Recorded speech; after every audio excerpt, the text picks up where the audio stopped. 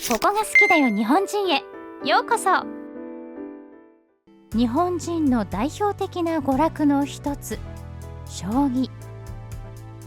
静けさの中で繰り広げられる熱い戦いは、勝ち負けを問わず楽しいものですよね。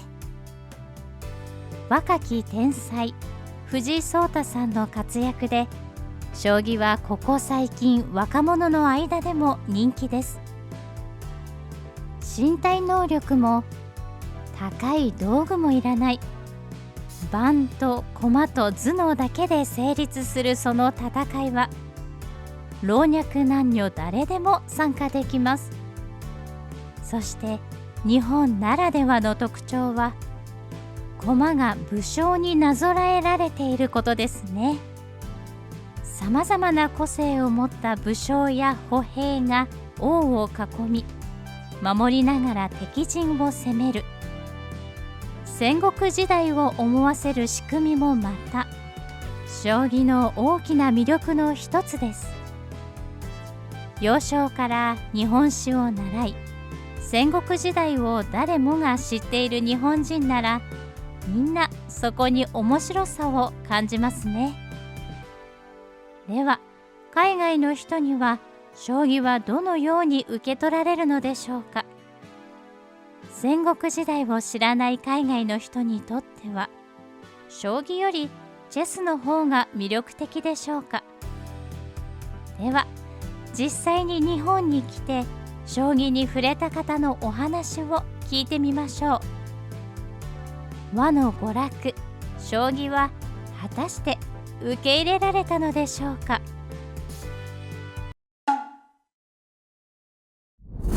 どうも、アリです。現在21歳の大学生です。僕はマレーシアから日本に留学しました。日本に来たきっかけは、美しい四季があることを知ったことです。マレーシアは一年中暖かいんです。もちろんそれ自体は好きなんですけど、やっぱり自分の国にないものには惹かれるじゃないですか。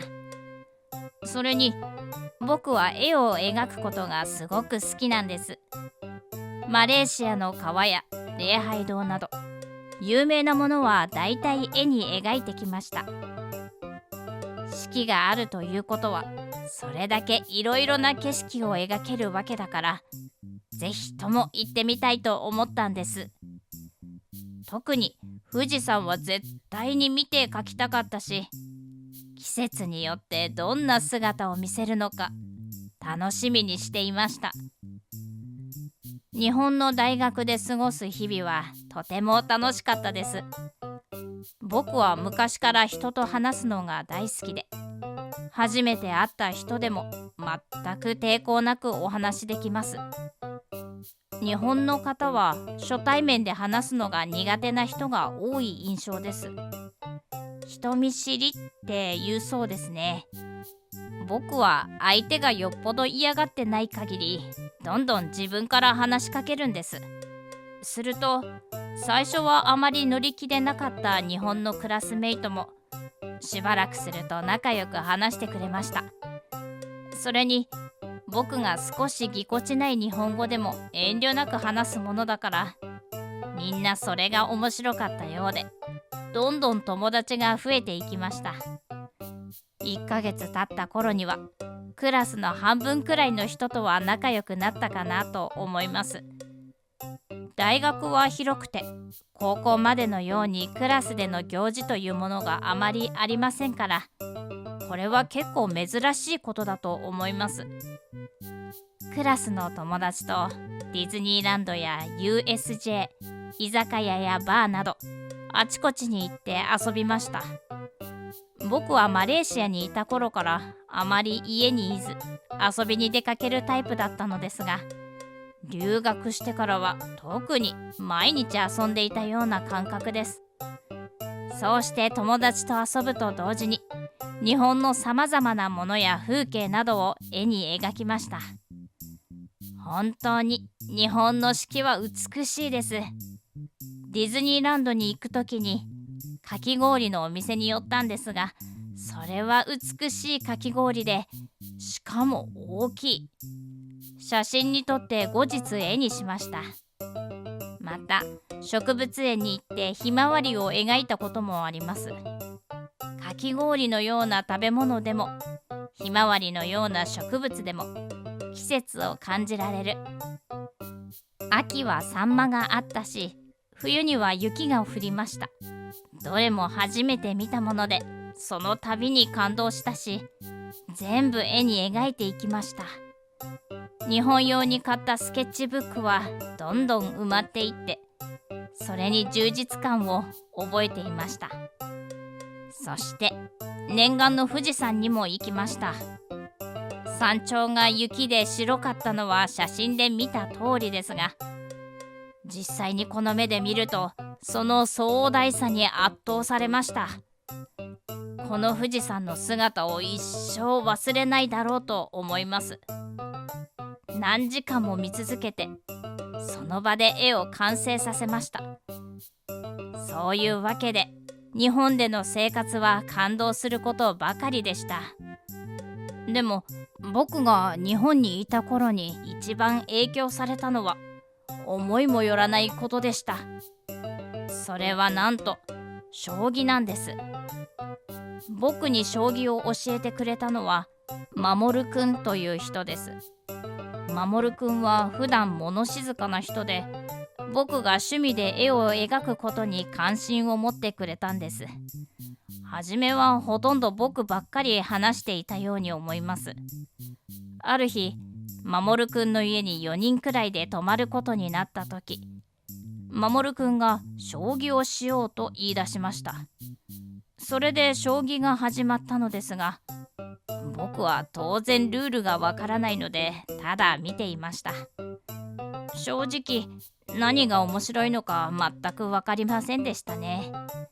守くんは将棋をしながら横にいる僕に説明をしてくれますが、あまり興味が持てませんでした。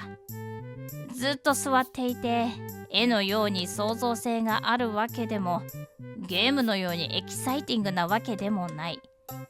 よくわからない文字が書いてあるコマをちょこちょこと動かしているだけで、見ていてあくびが出ました。結局その泊まりの日には僕は将棋をしませんでした。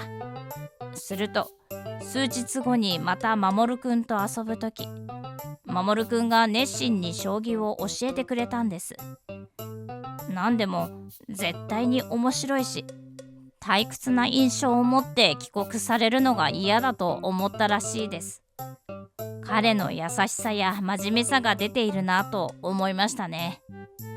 だから説明を受け入れました。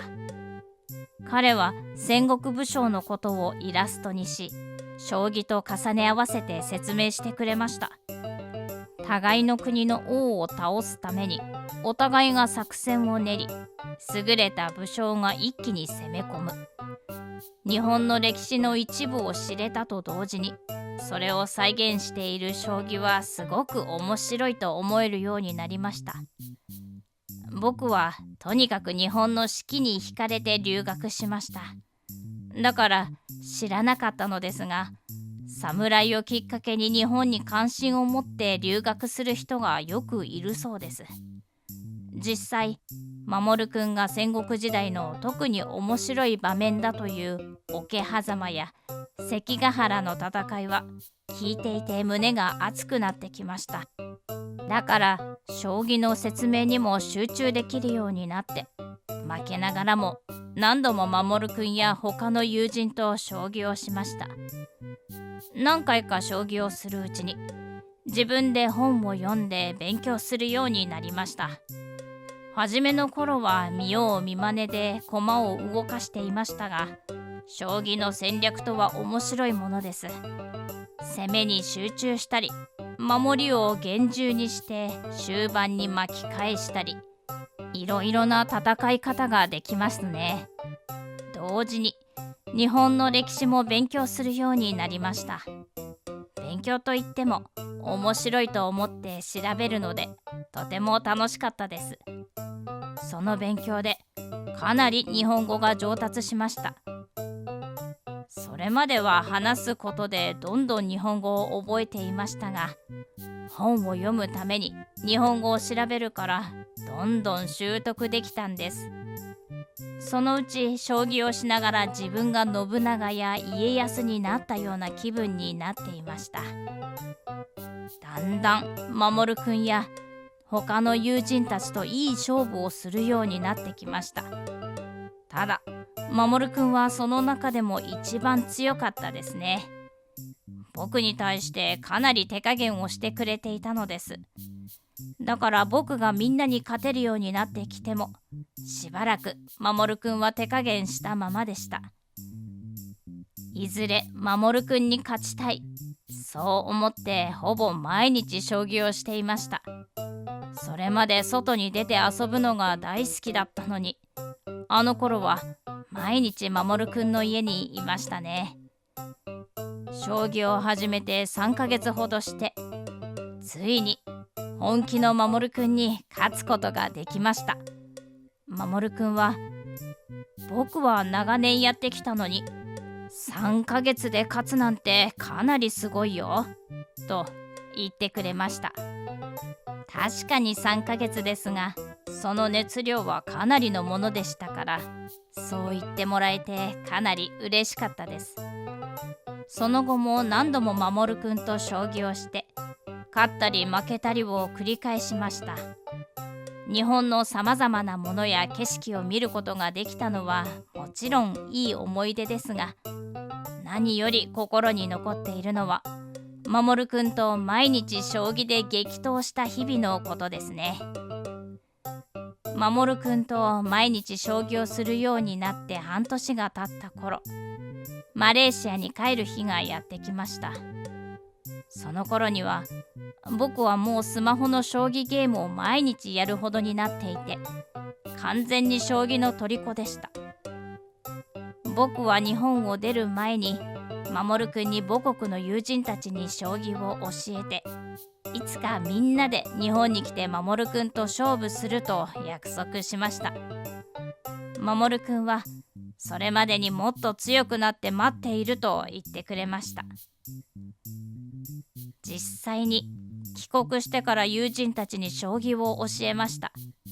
みんなとてもアクティブだった僕が正座をして将棋について語っていることにかなり驚いていました。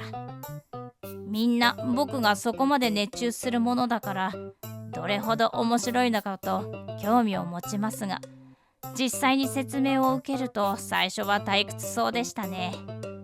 僕と全く同じです。でも守くんと同じように日本の戦国武将たちのことも一緒に説明すると一気に熱が入るんです。日本の戦国武将には何か人の心に訴えかけるものがあるのでしょう。マレーシアの僕の友人はそのかなり多くが将棋に熱中し、何人かは僕と同じぐらい強くなりました。それに強くなってその人がまた友人に将棋を進めることでどんどん将棋が広がっていくのがとても嬉しかったです。いつかまた守くんとの約束を果たしたいと思っています。きっと守くんはもっと強くなっているだろうから、僕ももっと強くなってみせようと思います。それから戦国武将の話をしながらお酒を飲むなんてこともしたいですね。早くまた日本に行きたいな。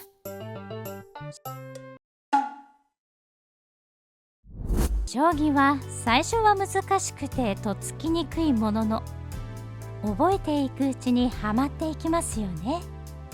それでも日本人ですら多くの人はそこまで詳しく追求せずに将棋をしていると思います。もちろん娯楽ですから、強いからいいということはなく、楽しければ何でもありですが、ルールも手法も日本語で学んで、最終的に日本の将棋好きの方に勝てるようになったなんてすごいですよね。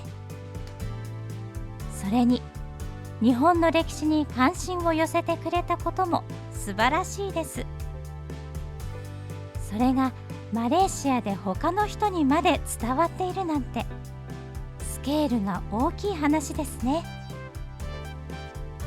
将棋や戦国時代、美しい四季を堪能できて、アリさんにとって最高の留学生活だったことでしょう。